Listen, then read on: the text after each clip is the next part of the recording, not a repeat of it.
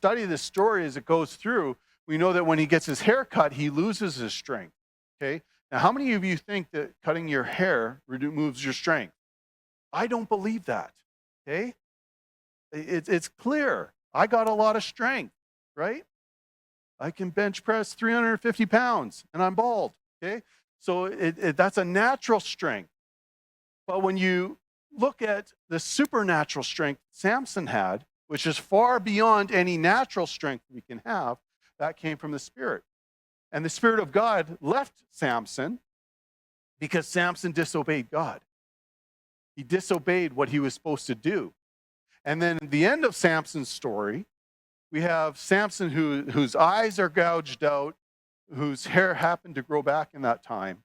And he goes up, and the Bible tells us that he killed more of the enemy in his death than he did in his whole life. Because the Spirit of God came upon him again and gave him the strength to tear down the pillars of the temple. So the Spirit of God. The second part of that is in Judges 14, verse 19. It says, "Then the Spirit of the Lord came upon him mightily, and he went down to Ashkelon and killed 30 of them and took their spoils and gave change of clothes and told the riddle." That's a fun story to get into. And his anger burned, and he went up to his father's house. And then there's another part where at his death, the Spirit of God comes upon him again. What about Saul? 1 Samuel 10:6. "And the Spirit of the Lord came upon you mightily, and you shall prophesy with them," and changed into another man.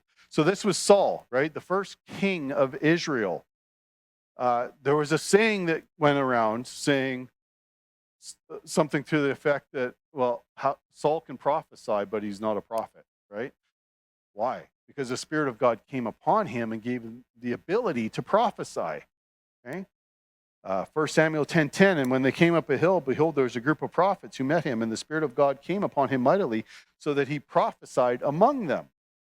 Okay, so we see back in the Old Testament, it was the Spirit of God that enabled people to prophesy. We all know Saul's story, how he ended, right? He ended in failure, but the Spirit of God was on him in different seasons. And Saul is interesting because it actually tells us that the Spirit of God left him, right? So in the Old Testament, we see there's a pattern where the Holy Spirit would come upon people for a certain task, for a certain period of time, to accomplish a certain thing, and then when that was done, the Spirit of God would leave.